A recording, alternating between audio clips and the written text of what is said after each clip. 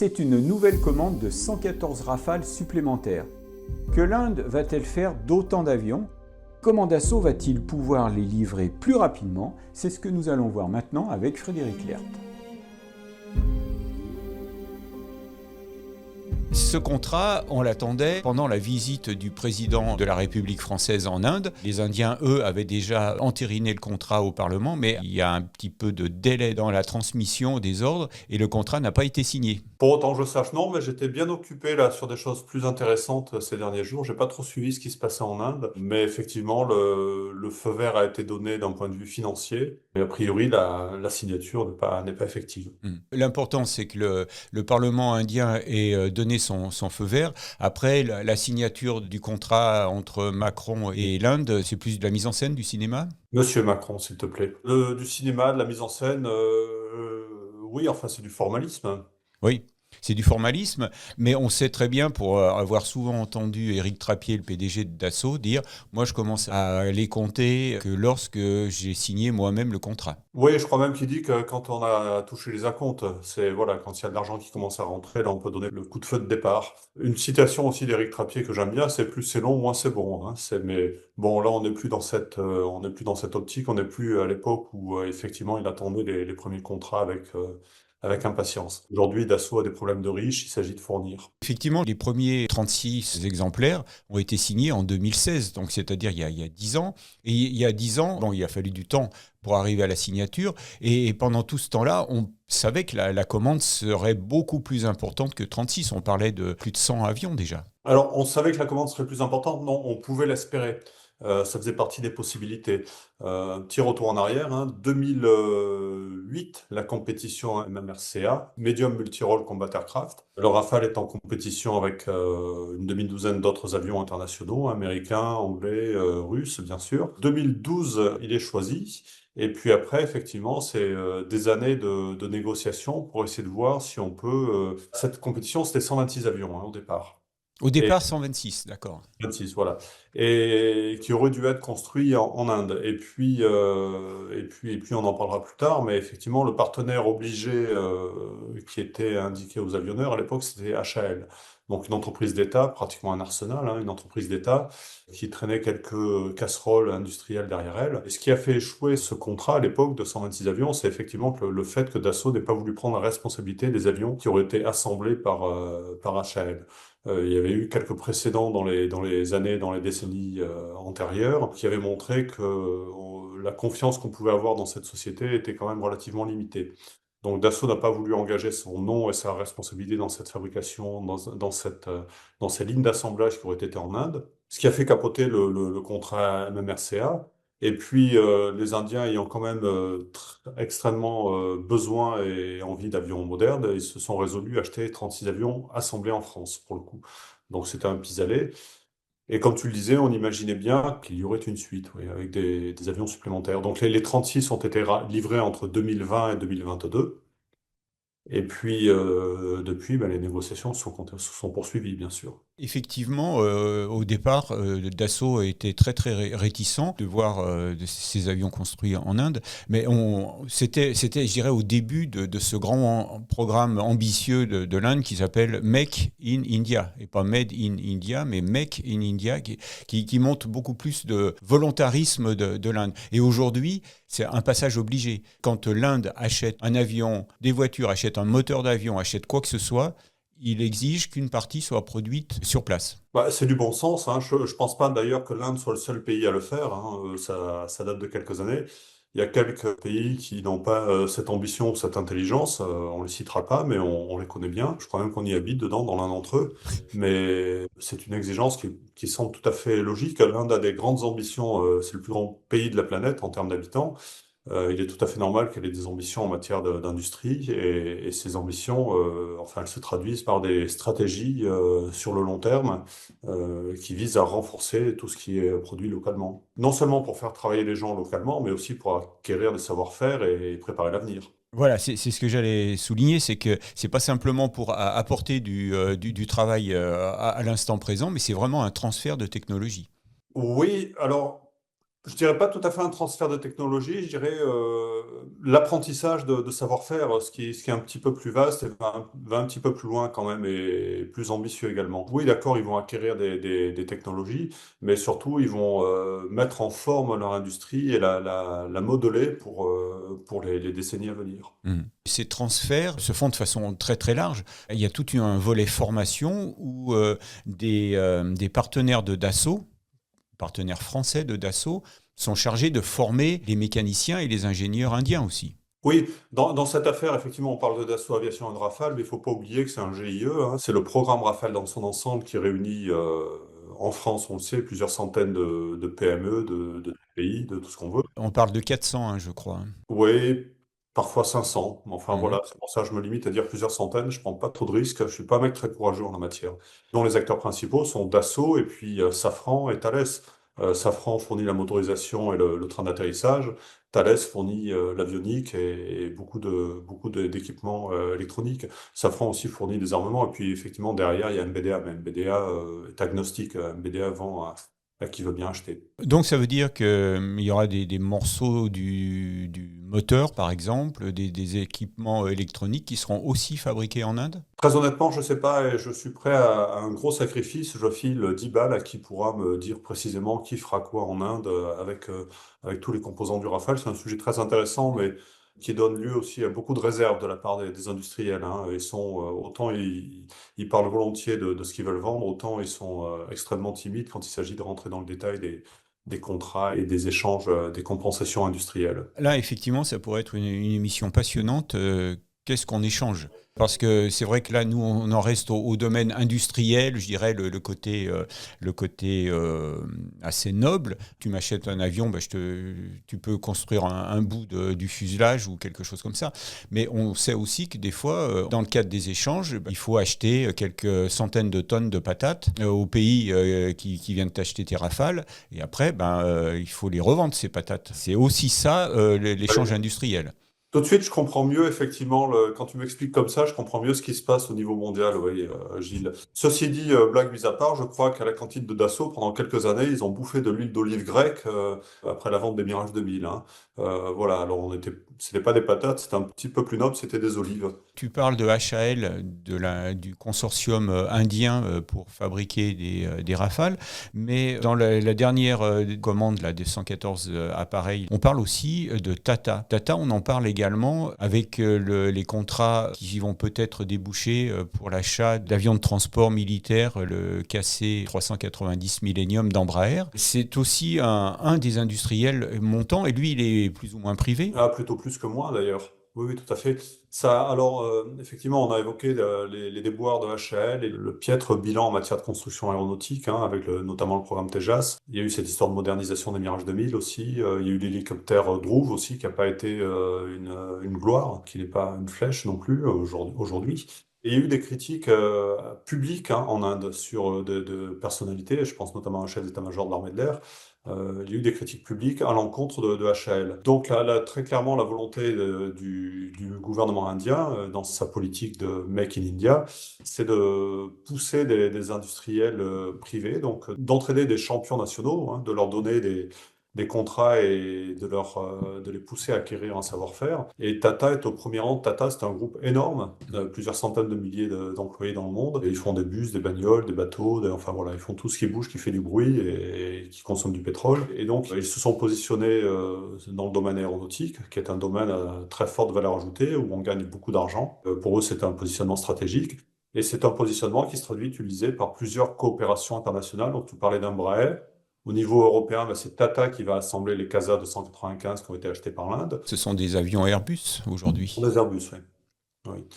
C'est Tata qui va faire qui va fabriquer les hélicoptères, les H-125, d'Airbus Hélicoptères, dont on attend aussi la signature du contrat. Soit dit en passant, cette question des H-125, ça dure depuis peut-être 10 ans, je n'ai pas vérifié les chiffres, mais ça fait des années, des années, des années que les Indiens ont exprimé ce besoin et qu'ils ont tourné en rond dans des appels d'offres, plus ou moins stériles. Voilà, aujourd'hui ça débouche parce il y a cette volonté politique affirmée d'avancer, d'aller de l'avant et puis de faire travailler le secteur privé. Alors, il y a deux choses. Il y a d'une part, effectivement, HAL qui se prend une claque.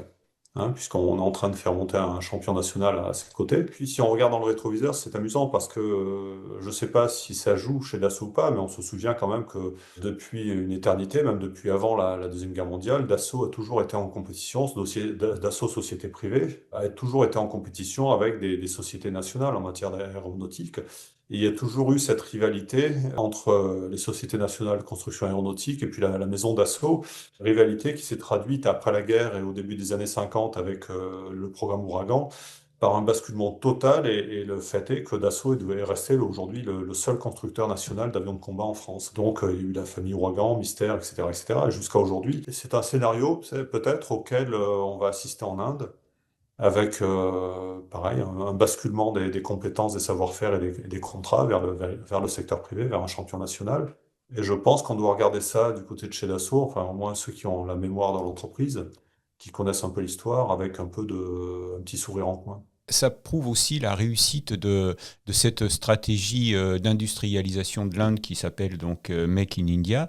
C'est-à-dire qu'il n'y a pas simplement attirer des partenaires industriels, faire du transfert de technologie, acquérir de nouvelles connaissances, mais c'est aussi la manière de le faire. C'est-à-dire qu'on passe de consortiums publics qui sont entravés par une administration à des entreprises privées qui sont beaucoup plus agiles. Plus agile et puis peut-être aussi, oui, mieux organisé et puis qui sont à la recherche de bénéfices. Donc, quand tu veux des bénéfices, eh ben, tu essayes de bien travailler, sinon tu fais pas illusion très longtemps. C'est ce qui a entraîné aussi sans doute le basculement chez Dassault, enfin l'autorisation donnée, enfin le feu vert donné à une construction, un assemblage sous licence en Inde, c'est qu'effectivement on est passé de ce boulet de HAL qui faisait pas du bon boulot à une entreprise qui, a priori, a donné des gages pour un niveau de qualité de fabrication cohérent et sur lequel Dassault peut s'engager. Donc là, c'est des industriels qui parlent à d'autres industriels. Donc là, ils peuvent mieux se comprendre. Nous, on voit ça de l'extérieur avec nos yeux de benets, mais effectivement, on peut peut-être envisager que ça se passe comme ça, oui. Après, le diable est toujours dans les détails, donc on nous montre des choses d'un côté, puis tout ce qui est intéressant se passe de l'autre. Mhm. Dans un monde idéal, ça pourrait se passer comme ça, ouais, entre gens de bonne volonté. Mais certainement des clauses et des petits caractères qu'on ne connaît pas et qu'on ne connaîtra jamais et qui expliquent aussi beaucoup de choses. En résumé, vendre un avion d'armes comme le Rafale, c'est très très compliqué parce que c'est pas simplement faire la retape sur les performances de l'avion et de tout ce qui pourrait embarquer, c'est tout ce qu'il y a autour, toute cette partie industrielle, tous ces échanges de savoir-faire, tout ça, c'est ce mécano industriel, c'est ça qui est le plus compliqué, non? C'est pas une sinécure, mais aussi, je pense que c'est aussi très compliqué en matière d'avions commerciaux, hein. Les négociations sont longues et complexes. Peut-être elles ne portent pas sur les mêmes sujets, mais voilà, c'est pas, on s'engage pour 10 ans, 20 ans, 30 ans, et puis dans le cas des avions de combat, effectivement, on engage la souveraineté du pays. Et puis en même temps, on s'aperçoit que parfois, il y a des contrats, on ne sait pas d'où ils sortent, et puis pouf, ça arrive comme ça, et c'est signé sur un coin de table, une poignée de main, et puis c'est, voilà, Mhm. terminé. Donc c'est assez ambivalent. Dans le cas du Rafale, en tout cas, effectivement, je pense qu'on peut dire que c'est très complexe. On sait aussi que, et ça c'est pas dans le dernier contrat qui n'est pas encore signé, mais dans le précédent, c'est que Dassault allait transférer une chaîne d'assemblage finale, non pas de Rafale, mais de Falcon 2000. Oui, exact. Bah, depuis quelques années déjà, ils font fabriquer des pièces de Falcon 2000. Et puis, voilà, il y a ce transfert. Et ça, c'est intéressant parce qu'on s'aperçoit que c'est un phénomène qui a tendance à se généraliser. Les avions ou les aéronefs, puisque ça se pratique aussi dans le monde de l'hélicoptère, qui arrivent un peu en fin de vie, en fin de carrière commerciale, industrielle chez nous, font des candidats, je dirais presque idéaux pour une délocalisation de la chaîne d'assemblage et pour des marchés un peu secondaires. Donc, on a vu ça, par exemple, avec le Dauphin d'Eurocopter et d'Airbus Hélicoptère, hein, dont la fabrication a été délocalisée en Corée. La Corée a développé de nouvelles versions de cet hélicoptère. On voit ça avec le Falcon 2000 que tu viens de citer. Et puis, je pense qu'en creusant un peu, là, ça me vient pas à l'esprit, mais on devrait pouvoir trouver quelques exemples assez facilement, quelques exemples supplémentaires. Oui. Et donc, avec ces programmes vieillissants, des pays comme l'Inde peuvent faire leur apprentissage de la construction aéronautique. On a vu ça aussi dans l'automobile, et on continue à le voir, mais une Ouais. partie des véhicules français qui étaient en bout de course étaient transférés en Europe centrale, voire Mhm. Europe de l'Est. Et aujourd'hui, ben, on a le retour de balanciers, c'est-à-dire que on a des Dacia qui sont fabriqués au cœur de l'Europe et qui inondent le marché français, par exemple. Tu me l'enlèves de la bouche. J'allais le dire, effectivement, c'est un très très bon exemple d'ironie de l'histoire où la voiture la plus vendue en France aujourd'hui est une Dacia qui est fabriquée en Roumanie. Ouais, absolument. Je vais faire mon grincheux, mais effectivement, c'est pas un bon indicateur de l'état enfin, de la situation française. Oui, quand on objecte Enfin, ça.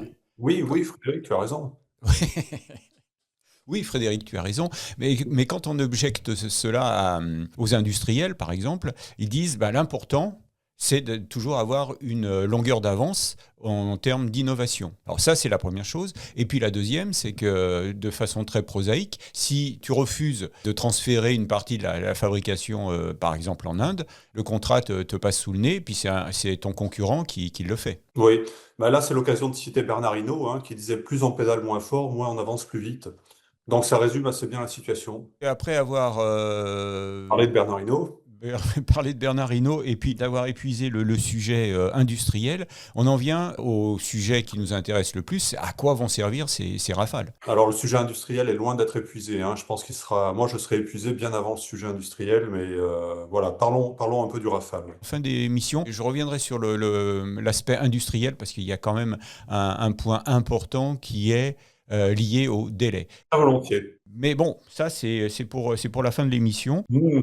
Bah, si vous voulez tout savoir, il faut vous abonner à la chaîne. Donc, vous appuyez sur le petit bouton. Et je croyais qu'il fallait faire aussi le truc du pouce en l'air. Ah oui, oui, on peut dire qu'on aime beaucoup cette vidéo. Si vous aimez les tableaux derrière moi aussi, mettez le pouce en l'air. Ah oui, bah alors là, moi, je les adore. J'en reviens à ma question concernant l'utilisation des rafales. À quoi vont servir ces rafales pour les Indiens? À faire la guerre, mon pauvre monsieur. À faire la guerre. Ou à la prévenir, ou à gagner la guerre avant la guerre, comme disait l'autre. C'était Bernard Hinault aussi? Non, non, non, je crois que c'était un chef d'état-major des armées en France. Mais bon, sait-on jamais, ouais. Gagner la course avant la course, peut-être aussi, disait Bernard. Alors, ces rafales, on va parler un peu de l'Inde d'ailleurs, hein. L'Inde a deux voisins un peu encombrants, c'est la Chine au nord et puis le Pakistan à l'ouest. Et pour faire face à deux adversaires potentiels ou deux adversaires avérés, l'Inde a toujours eu d'énormes besoins en avions de combat. Elle évaluait pardon, ses besoins à 43 escadrons de chasse, Sachant qu'un escadron de chasse, c'est combien d'avions? une vingtaine.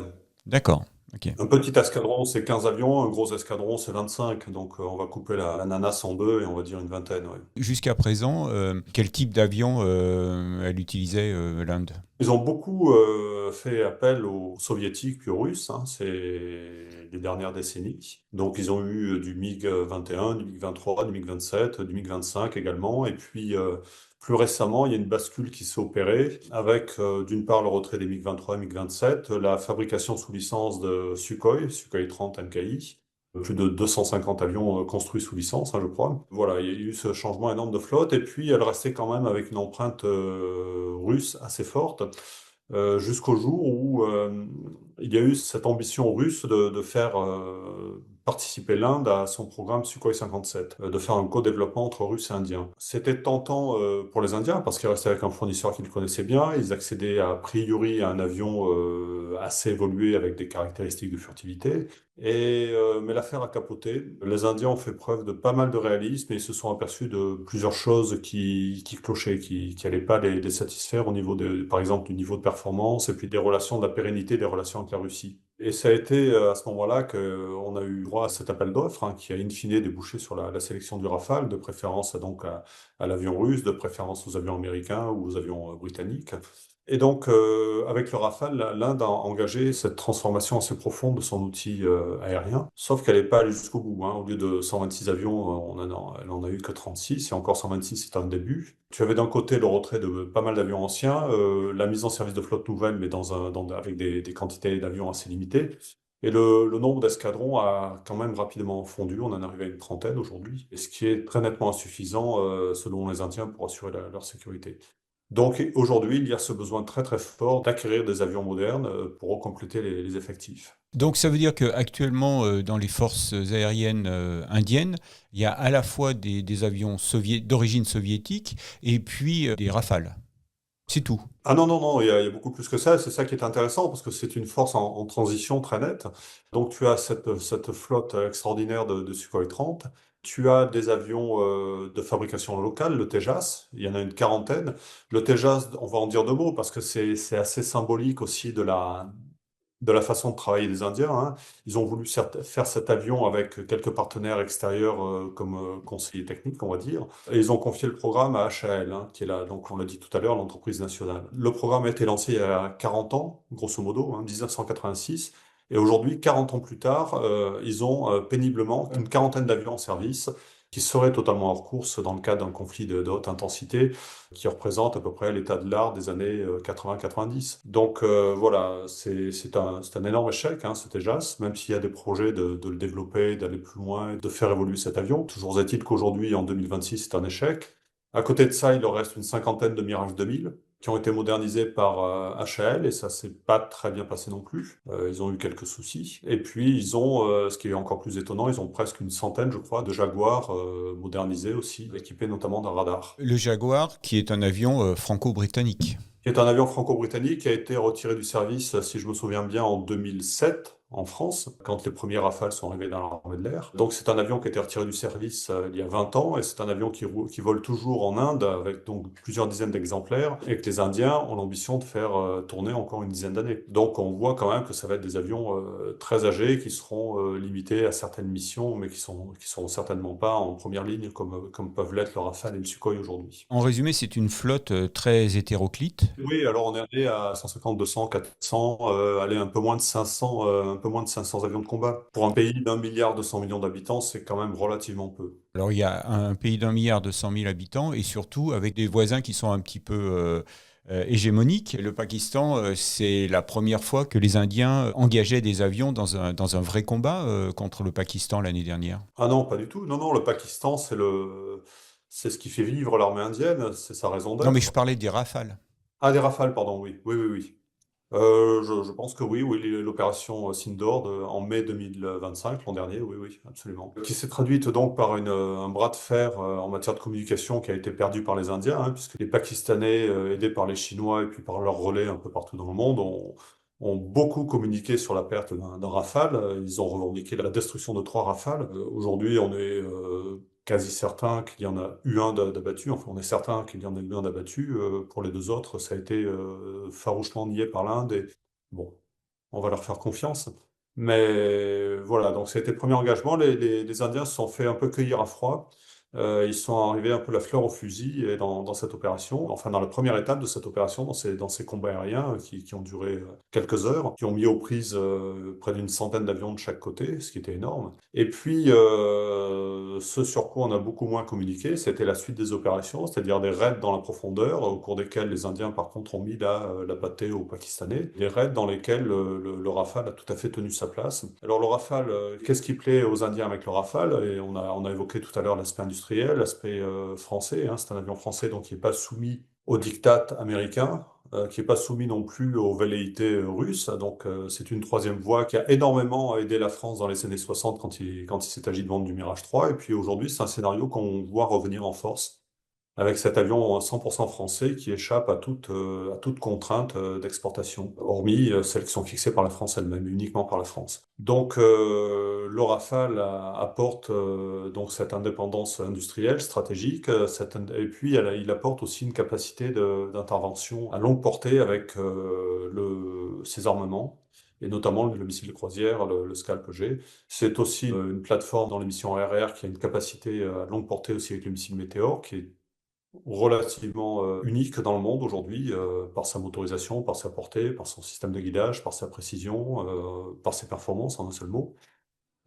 Et puis, connaissant les Indiens, on imagine très bien aussi que le Rafale donnera lieu à diverses adaptations d'armements fabriqués localement. Alors donc, si les Indiens ont commandé 114 rafales supplémentaires au début de cette année, donc après l'affrontement contre le Pakistan, et même s'ils ont perdu un rafale, a priori, ils sont satisfaits de ce que donne le rafale. Il répond à leurs besoins. C'est ce qu'on peut légitimement penser. Effectivement, tu n'achètes pas 114 avions sans y être contraint par ton gouvernement, parce que quand l'Inde achète 40 Tejas, c'est un peu parce qu'elle a le couteau dans le dos. Le Rafale, ils sont adultes, consentants et vaccinés, et donc ils savent exactement ce qu'ils achètent après, comme tu le disais, après l'opération contre le Pakistan en mai dernier. Donc là, on en vient à l'utilisation de ces rafales dans l'arsenal aérien indien. Donc on a des rafales terrestres et des rafales marines. Oui, les Rafales terrestres ont été livrés entre 2000 et 2022, donc les Indiens commencent à bâtir une bonne expérience avec cet avion. Il est évident qu'au début, ils se sont beaucoup appuyés sur le savoir-faire français, et puis il est tout aussi évident qu'après 4-5 ans, on peut penser, et surtout effectivement des opérations de guerre et des utilisations opérationnelles dans un environnement très compliqué, hein. La France a utilisé ses Rafales au combat, mais elle l'a utilisé dans un mode air-sol contre un adversaire qui avait pas véritablement les moyens de poser un danger pour les avions, Mhm. si les situations étaient parfois compliquées. Et puis, bon, il y a eu le raid de missiles Scalp contre la Syrie, l'opération dont j'ai oublié le nom, il y a quelques années, mais vous chercherez sur Internet, ça va vous occuper. Donc voilà, les Indiens commencent déjà à avoir une expérience opérationnelle assez forte. Petite parenthèse, on entrevoit la même chose côté ukrainien avec les Mirage 2000-5 qui leur ont été donnés. Très peu d'avions, mais très vite une expérience opérationnelle qui est bâtie sur cet avion avec des sorties de combat dans un environnement très compliqué là aussi, avec véritablement des menaces air et air-sol. Donc les Indiens ont aussi ça avec le Rafale. Et si tu avais l'amabilité de me rappeler ta question pour que je termine la phrase, j'en serais vraiment très heureux. Donc oui, on avait d'un côté l'utilisation des rafales terrestres, donc on voit à quoi ils servent. Il y a aussi donc l'année dernière l'achat de 26 rafales marines. Donc un rafale marine, c'est en principe pour être mis sur un porte-avions. Pas que, mais effectivement, si on rachète un Rafale Marine qui pèse un peu plus lourd, qui coûte un peu plus cher, c'est pour le mettre sur un porte-avions. Donc l'avion, là aussi, c'est une belle histoire. Alors la compétition dans le monde de l'avion embarqué est très réduite. Il faut savoir que les Indiens d'aujourd'hui utilisent des MiG-29K, K comme kilo, qu'ils ont commandé en 2004, et puis une première commande en 2004, une deuxième en 2010, je crois, et puis qu'ils ont reçu en 2016. Enfin, ils ont fini de les recevoir en 2016. Donc le MiG-29 est un avion relativement ancien, et pourtant, ça fait relativement peu de temps qu'ils ont reçu leurs avions. Ils en sont pas forcément très contents. Ils ont bien vu qu'avec les nouvelles générations, le Super Hornet et le Rafale, il y avait matière à avoir beaucoup mieux. Ces MiG-29K sont utilisés sur leur premier porte-aéronef, notamment le Gorchkov qui a été racheté à la Russie. Donc c'est un couple qui va ensemble, hein, porte-avions russe, avion russe. Bon voilà, on peut concevoir que ça a aidé à la mise en service peut-être. Les Indiens ont fabriqué, mis à l'eau et commencent à faire tourner leur nouveau porte-aéronef, le Vikrant, équipé de brins d'arrêt et d'un skyjump, hein, d'un tremplin. Et pour ce nouveau navire, et en attendant un futur porte-avions qui serait pour le coup équipé de catapultes et d'un pont-plat, avec pont-plat et oblique.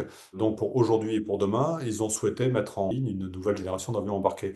La compétition s'est limitée à deux avions. Il y avait le Super Hornet d'un côté de Boeing et puis le Rafale Marine. Et je dois dire que c'était plutôt une bonne surprise de voir qu'effectivement, contre l'hégémonique Hornet, Super Hornet, eh bien, le Rafale a parfaitement tiré son épingle du jeu. C'est un avion beaucoup plus petit, forcément moins puissant, mais avec un rapport poids-puissance qui est comparable.